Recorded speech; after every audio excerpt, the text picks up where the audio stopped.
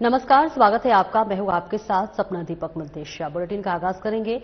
प्रदेश में दोनों चरणों के विधानसभा चुनाव बम्पर वोटिंग होने के बाद अब मतगणना की तैयारी शुरू हो गई है। 14 नवंबर को मतगणना होगी। राज्य के 46 मतगणना केंद्रों पर वोटों की गिनती होगी। मतगणना के लिए पटना समेत सभी जिलों में स्थित स्ट्रांग रूम को 3 दिवसीय सुरक्षा घेरे में रखा गया है। मुख्य निर्वाचन पदाधिकारी विनोद सिंह गुंज्याल ने मंगलवार को बताया कि सभी मतगणना केंद्रों और स्ट्रांग रूम पर सीसीटीवी कैमरों के जरिए 24 घंटे निगरानी की जा रही है। उम्मीदवारों और उनके अभिकर्ताओं को भी निगरानी प्रक्रिया में उपस्थित रहने की अनुमति दी गई है। 2000 वोट का भी डाटा शेष है।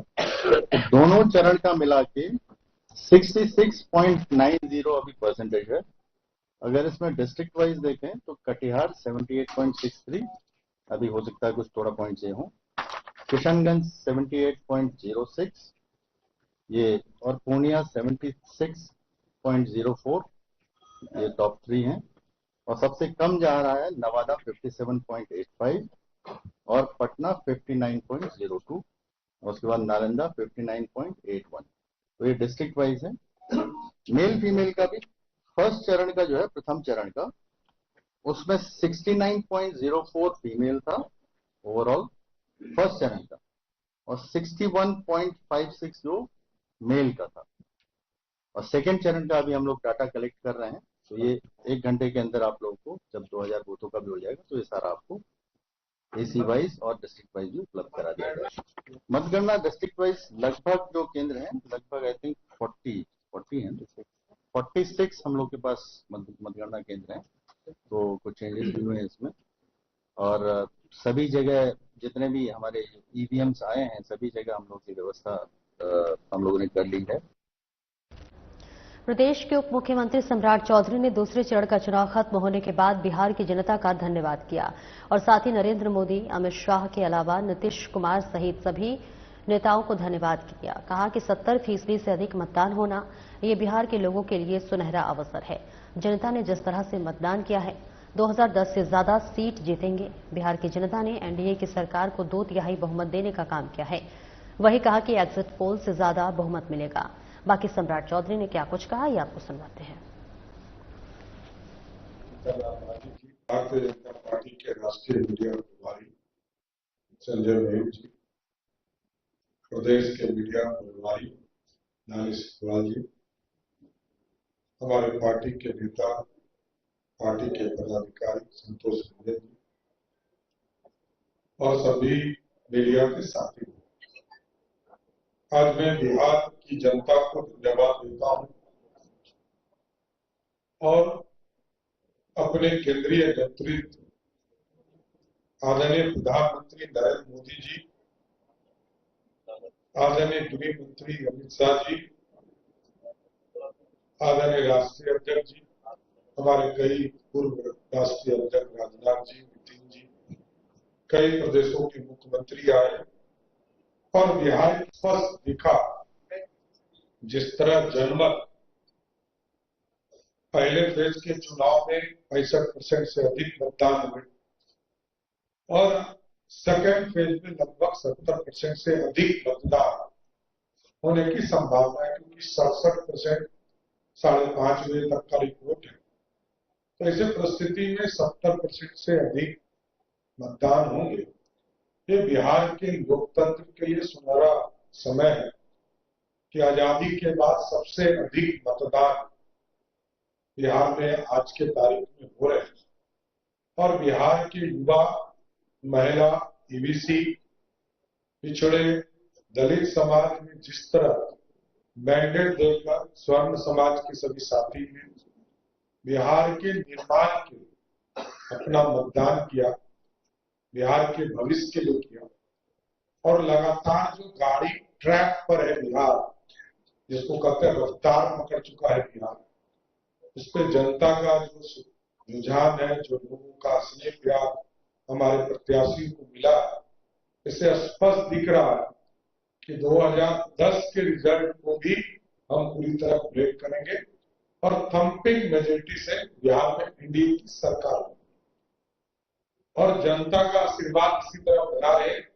जिससे कि बिहार की उन्नति में लगातार एनडीए के लोग, नीतीश कुमार जी के नेतृत्व में पूरा एनडीए काम करता रहे, मोदी जी के नेतृत्व में राष्ट्रीय स्तर पर काम करता रहे और पूरी तरह हम लोग स्वस्थ हैं कि बिहार की जनता ने एनडीए के सरकार के लिए 2/3 से अधिक मतदान किया है। जनता का आशीर्वाद हम लोग कबूलते भी हैं और 14 तारीख को जब ईवीएम खुलेगा तो और लोगों को स्पष्ट हो जाएगा। देखिए, एग्जिट के साथ एक्चुअल रिपोर्ट इससे और अधिक आएगी। एक्चुअल रिपोर्ट इससे अधिक आना है और हमारा मानना है कि 50% के आसपास हमारा वोट शेयर होगा। इसलिए जिस तरह लोकसभा में हमको 180 सीट के आसपास हम चुनाव जीते थे, उससे अधिक सीटें बिहार में जीतने का काम किया। मुख्यमंत्री हेमंत सोरेन ने झारखंड मंत्रालय में आयोजित मेगा ब्लड डोनेशन कैंप में रक्तदान कर राज्यव्यापी शैक्षिक रक्तदान महा अभियान की शुरुआत की। ये अभियान झारखंड राज्य की 25वीं वर्षगांठ के अवसर पर 12 से 28 नवंबर 2025 तक चलेगा। मुख्यमंत्री ने कहा कि रक्तदान जीवनदान है और राज्य वासियों से अधिक संख्या में रक्तदान कर अभियान को सफल बनाने की अपील की। उन्होंने कहा कि इस पहल से राज्य में रक्त की कमी दूर होगी और हर जरूरतमंदों को सुरक्षित रक्त मिल सकेगा। कार्यक्रम में मंत्री राधा कृष्ण किशोर, इरफान अंसारी, हफीजुल हसन, योगेंद्र प्रसाद महतो समेत कई वरिष्ठ अधिकारी मौजूद रहे।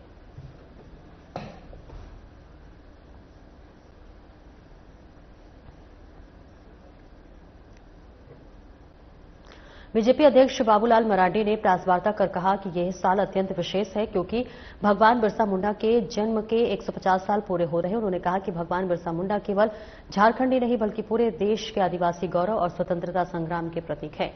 मरांडी ने कहा कि भारतीय जनता पार्टी ने भगवान बिरसा मुंडा के सम्मान को राष्ट्रीय स्तर पर पहुंचाने का कार्य किया। पहले उनकी जयंती सिर्फ छोटे स्तर पर मनाई जाती थी, लेकिन बीजेपी ने इसे देशव्यापी उत्सव का रूप दिया। आज पूरे भारत में धरती आबा के विचारों की गूंज सुनाई देती है। उन्होंने आगे कहा कि भाजपा सदैव आदिवासी समाज के हितों के लिए समर्पित रही है। झारखंड अलग राज्य बनने का सपना भी भाजपा ने साकार किया था। जी के नेतृत्व में झारखंड को उसका अपना गौरव मिला। मरांडी ने याद दिलाया कि कहा कि हर नागरिक भगवान बिरसा मुंडा के संघर्ष, बलिदान और उनके आदर्शों से प्रेरणा ले। उनका जीवन हमें बताता है कि अपनी पहचान और अधिकारों के लिए संघर्ष कभी व्यर्थ नहीं जाता।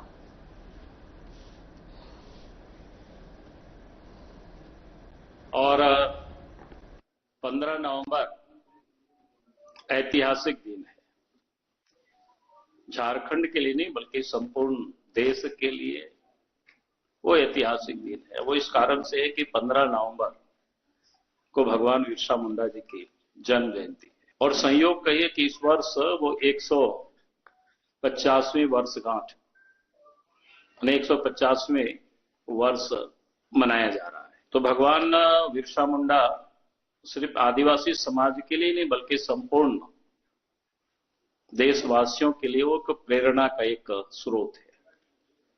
आप सबके ध्यान में है कि जब अंग्रेजों का शासन था तो अंग्रेजों की दस्ता से मुक्त होने के लिए उनके नेतृत्व में जो संघर्ष हुआ वो आप सबके ध्यान में है।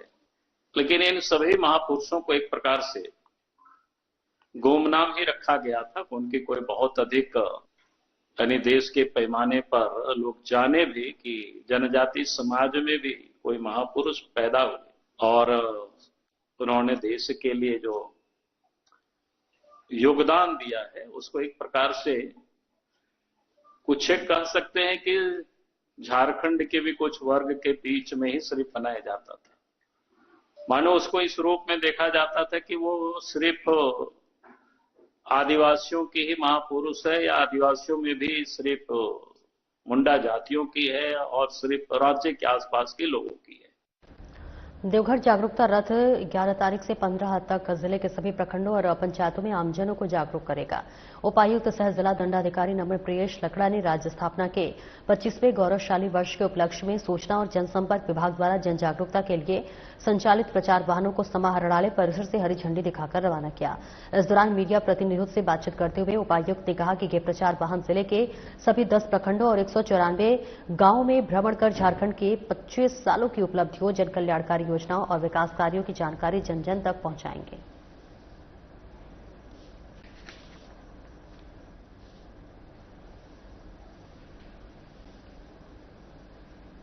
स्थापना दिवस का 25वां वर्षगांठ हम लोग इस 15 नवंबर को मनाएंगे और इसका आगाज़ है वो आज से शुरू हुआ है। आज हम लोगों ने प्रातः केकेएन स्टेडियम से रन फॉर झारखंड में दौड़ आयोजित किया और उसमें जो प्रथम 5 आए बालक और बालिकाओं उनको हम लोगों ने समाहरणालय में पुरस्कृत किया।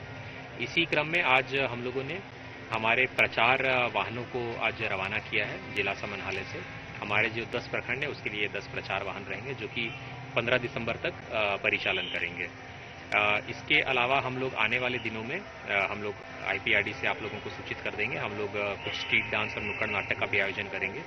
रांची जिला में हम लोगों को अपने अलग थीम पे अपना एक स्टॉल या एरिया को डिज़ाइन करना है। मोस्ट प्रोबेबली हम लोग हमारी देवघर की पावन धरती बाबा बैद्यनाथ मंदिर के थीम पे वहाँ पे प्रेजेंट करेंगे और हमारे जितने भी विकास की और कल्याणकारी योजनाएं हैं उसके संबंध में जो विस्तार में एक वृहद कार्यक्रम होगा वो रांची में ही स्थित होगा सभी जिलों के लिए। झारखंड राज्य के गठन के 25 साल पूरे होने के उपलक्ष्य में पूरे राज्य में रजत जयंती समारोह धूमधाम के साथ मनाया जा रहा है। इसी कड़ी में देवघर प्रखंड के कोकरी बांग पंचायत में भी रजत जयंती समारोह बड़े उत्साह और जन भागीदारी के साथ संपन्न हुआ।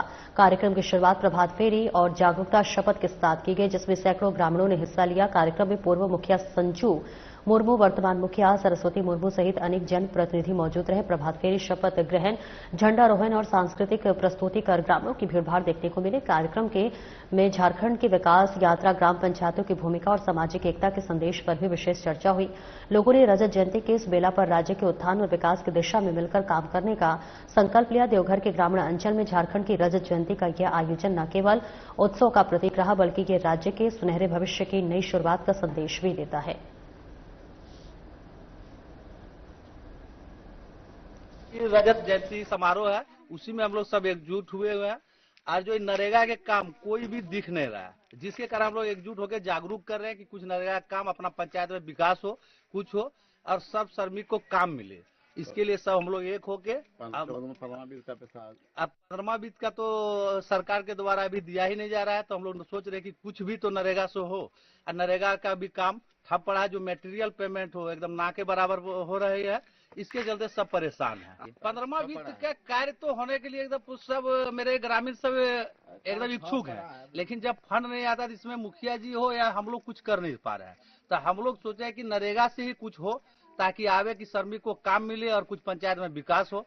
रजत जयंती समारोह के उपलक्ष्य पर हम केंद्र सरकार से मांग करते हैं, जो हमारे ये कल्याणकारी योजना चल रहा है मनरेगा के तहत, ये बहुत ही महत्वपूर्ण योजना है और आज ऐसी स्थिति बन गई है हमारे झारखंड की, जो हमारे श्रमिक लोग हैं उनके हाथ जो है काम के बिना व्यस्त है, उनको बाहर पलायन करने जा रहे हैं। हम केंद्र सरकार से इस कार्यक्रम के माध्यम से हम आग्रह करेंगे और मांग करते हैं कि हमारे झारखंड की जितने भी श्रमिक है उनको काम।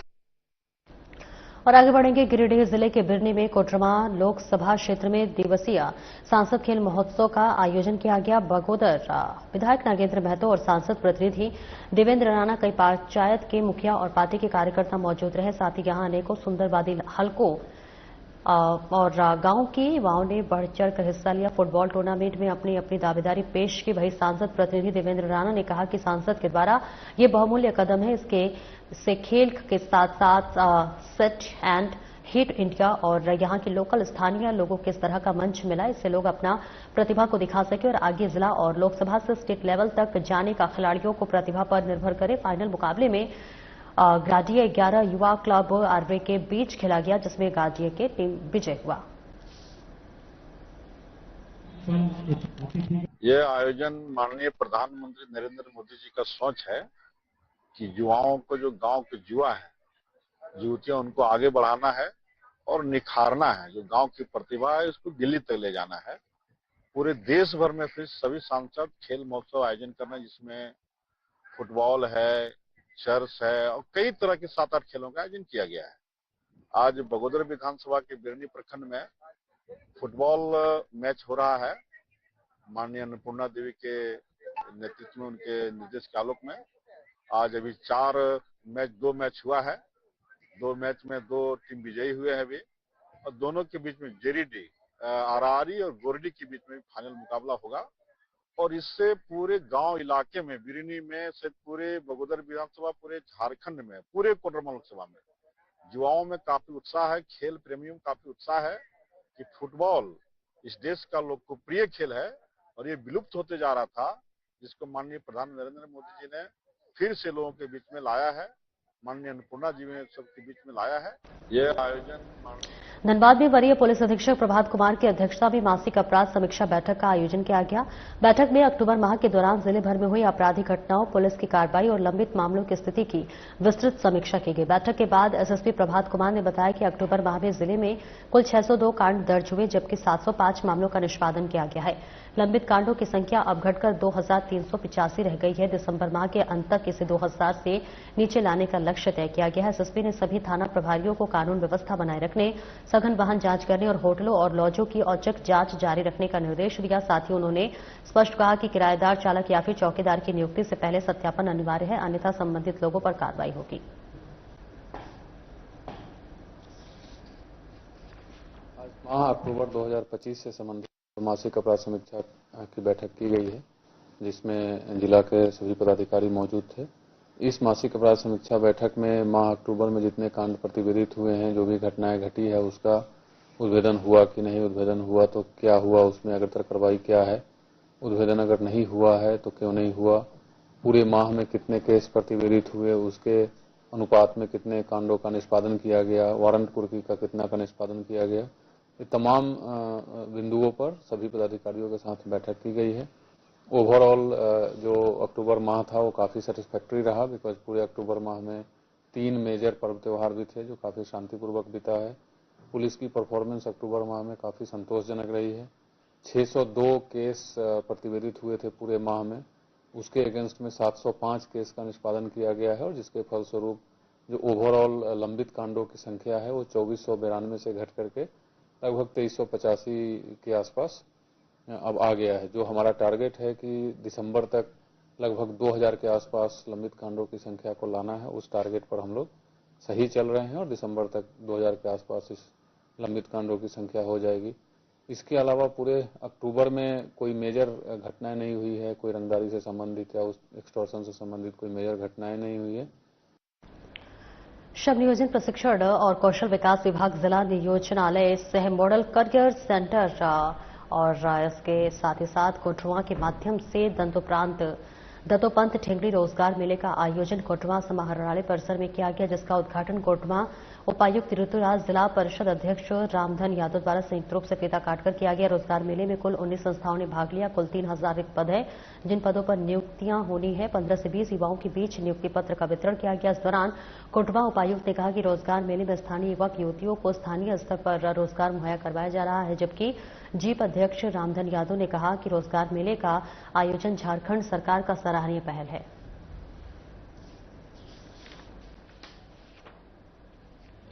ये राज्य सरकार के श्रम विभाग के अंतर्गत हम लोग समय समय पर रोजगार मेला हम लोग यहाँ पे करते हैं कोडरमा जिला में। अब ये ऐसा एक रेगुलर प्रोसेस हो गया है तो लोगों को भी समझ में आ जाता है कि किस तरीके से ये प्रोसेसिंग होगा। हम लोग पहले से ही इसके प्रचार प्रसार कर देते हैं कि कौन कौन सी सीट किस किस जगहों पे अवेलेबल है। अच्छी बात है कि हमारे कई सारे प्राइवेट सेक्टर के एजेंसीज हमारे यहाँ पे देख सकते हैं लोकल ही हैं, जो लोकल अन्य पदों में जैसे कि आपका टीचर हो गया, एडमिनिस्ट्रेटर हो गया, इन पदों पे ले रहे हैं। इससे क्या है कि एक अच्छा प्लेटफॉर्म बन जाता है, क्योंकि हमारे एम्प्लॉयमेंट ऑफिस एक ऐसा ऑफिस है जिसमें सभी युवाओं को पता है कि यहाँ पे हम रजिस्टर कर सकते हैं। अभी भी जो नहीं रजिस्टर किया उनसे मैं आग्रह करना चाहूँगा कि आप इमीडिएटली रजिस्टर कीजिए, आपका फ़ोन नंबर मेरे पास आ जाता है। दिल्ली में हुए बम धमाके के बाद धनबाद पुलिस अलर्ट मोड पर है। सुरक्षा व्यवस्थाओं को लेकर जिले भर में सघन सर्च ऑपरेशन चलाया जा रहा है। होटल, लॉज, रैन बसेरा और सार्वजनिक स्थानों पर पुलिस की सख्त नजर है। धनबाद एसएसपी प्रभात कुमार के निर्देश पर बुधवार को मैथन स्थित डीबूडी चेकपोस्ट पर विशेष वाहन जांच अभियान चलाया गया। झारखंड बंगाल सीमा पर पुलिस ने पश्चिम बंगाल की ओर से आने वाले वाहनों की बारीकी से जांच की। दोपहिया वाहन की डिक्की और दस्तावेज भी खंगाले गए। एसएसपी के मुताबिक दिल्ली ब्लास्ट के बाद सुरक्षा एजेंसियों की ओर से मिले निर्देशों के तहत बॉर्डर पर सतर्कता बढ़ाई गई है।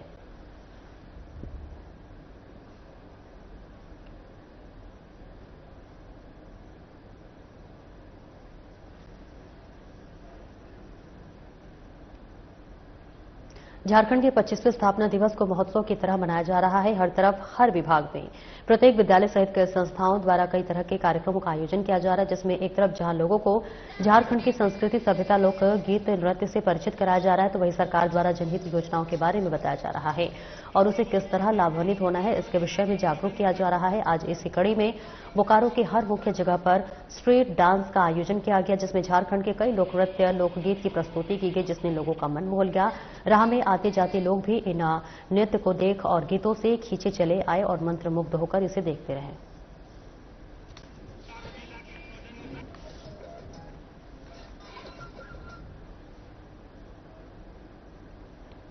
चतरा पुलिस द्वारा जिले में सक्रिय अफीम तस्करों और माफियाओं के विरुद्ध चलाए जा रहे निरंतर सघन छापेमारी अभियान का सार्थक असर दिखने लगा है। एसपी सुमित कुमार अग्रवाल के निर्देश पर जिले के कई थानों की पुलिस तस्करों और माफियाओं के साथ साथ नशे के अवैध कारोबार में संलिप्त सफेद पोशों पर नकेल कस रही और इसी अभियान के तहत जिले की पत्थलगड़ा थाना पुलिस को तस्करों के विरुद्ध बड़ी सफलता हाथ लगी है। एसपी को मिली गुप्त सूचना के आधार पर सिमरिया एसडीपीओ शुभम कुमार खंडेलवाल के नेतृत्व में पत्थलगड़ा थाना प्रभारी राकेश कुमार व एसआई विजय कुमार समेत सशस्त्र बल की संयुक्त टीम ने 5 किलो 472 ग्राम अवैध अफीम के साथ खेप के साथ अंतर्राज्यीय गिरोह के 2 तस्करों को गिरफ्तार किया है। गिरफ्तार तस्करों के पास से तस्करी में प्रयुक्त हुंडई i20 कार और कई कंपनियों का 2 मोबाइल फोन भी जब्त किया गया है।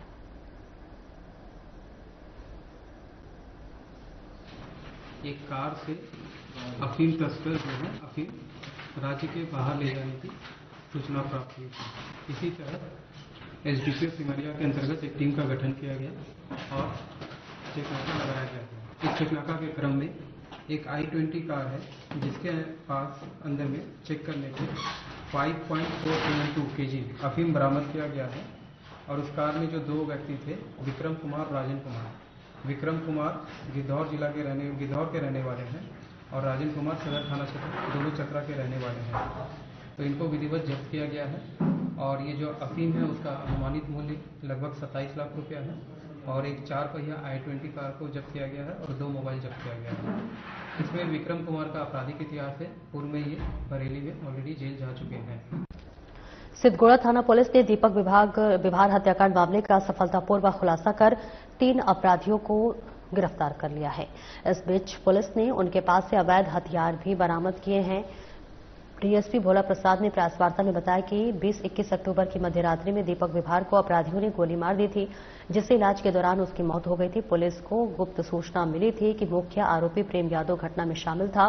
सूचना के आधार पर प्रेम यादव को गिरफ्तार किया गया है। उसकी निशानदेही पर पुलिस ने उसके 2 अन्य साथियों रोशन कुमार और अंगद मुखी को भी दबोच लिया है। गिरफ्तार आरोपियों के पास से एक देसी पिस्टल, एक लोहे का रिवॉल्वर, एक मैगजीन और जिंदा कारतूस बरामद किए गए हैं। डीएसपी भोला प्रसाद ने बताया है कि मामले के मुख्य आरोपी को पहले ही जेल भेजा जा चुका है, जबकि अब 3 और अपराधियों की गिरफ्तारी से पूरे गिरोह का पर्दाफाश हो गया है।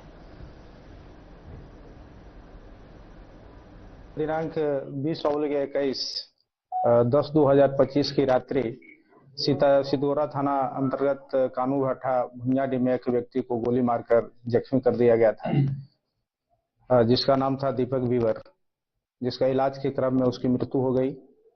इस संबंध में सिद्धगोड़ा थाना कांड संख्या 144/25 दर्ज कर उसका अनुसंधान किया जा रहा था। अनुसंधान के क्रम में कांड का जो प्राथमिकी अभियुक्त अशोक दुबे थे, जिनको गिरफ्तार किया गया। गिरफ्तार कर पूर्व में उनको जेल भेजा गया था। पुनः उनको पुलिस रिमांड में ला करके और उनसे आगे पूछताछ की गई, जिसमें उनका स्वयं के अतिरिक्त। फिलहाल इस बुलेटिन में इतना ही। नमस्कार।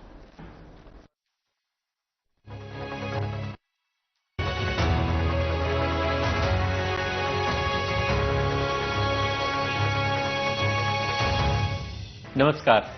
कहते हैं जिंदगी एक